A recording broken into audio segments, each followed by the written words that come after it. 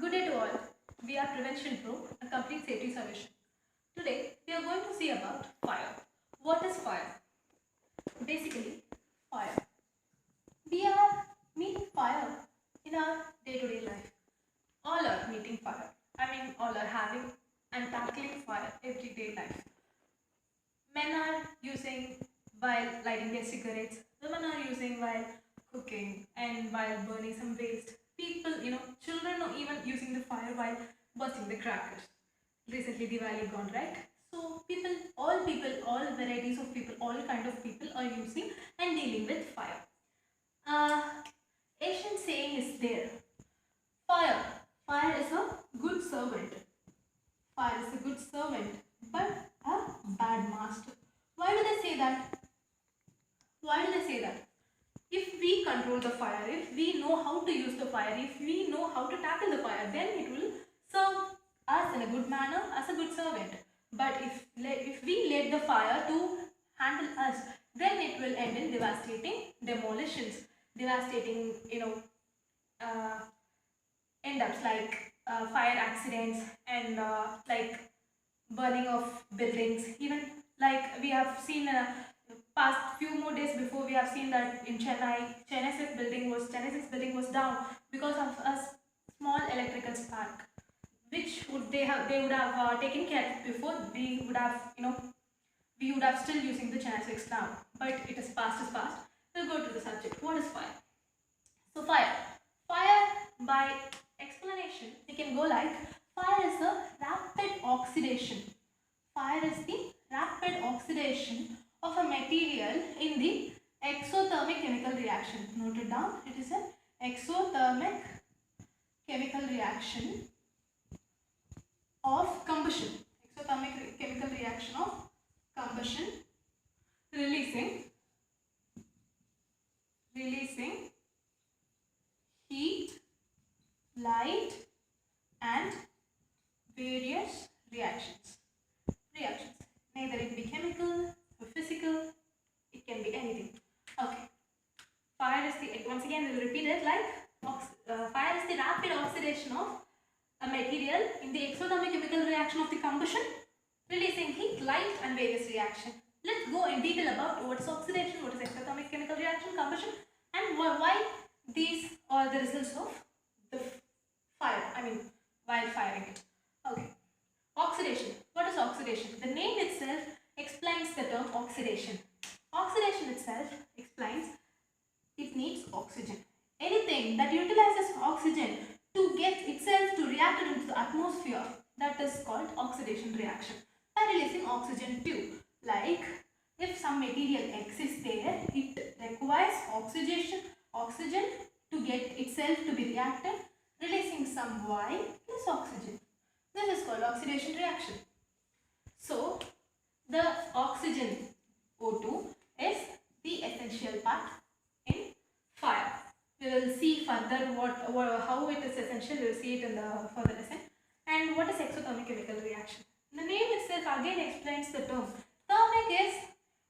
Thermic explains that it is a thermal reaction, and it's a thermal chemical reaction. And what is exo? Exo, the term explains that it liberates heat into the atmosphere.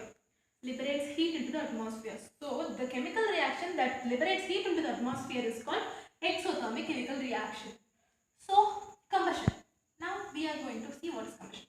Combustion is the term that explains burning of any material.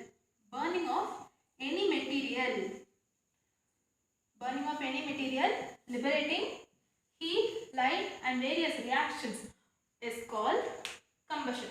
That is burning of combustible materials. The combustible materials only can burn. So burning of a combustible material and releasing heat, light and various reactions is called combustion.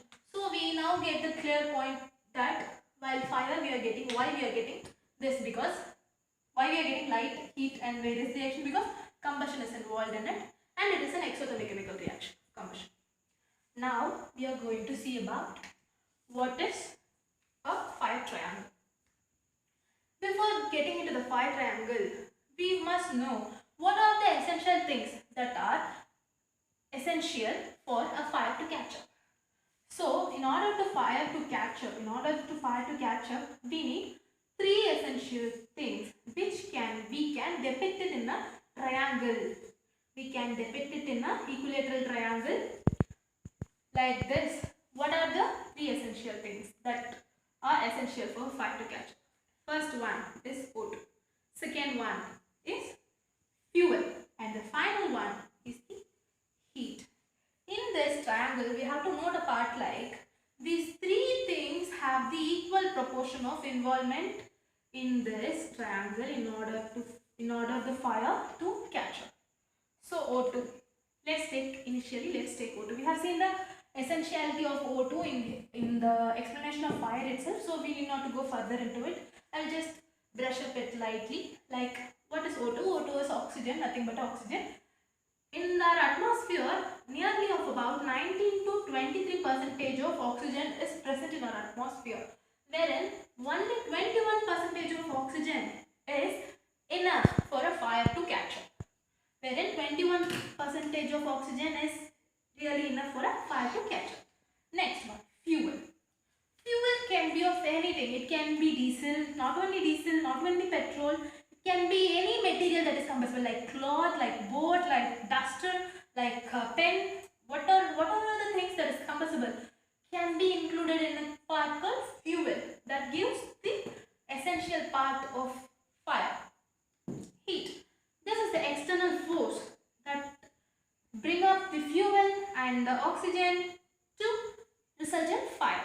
Yes, we will see. I will give it an example for you to understand it better way.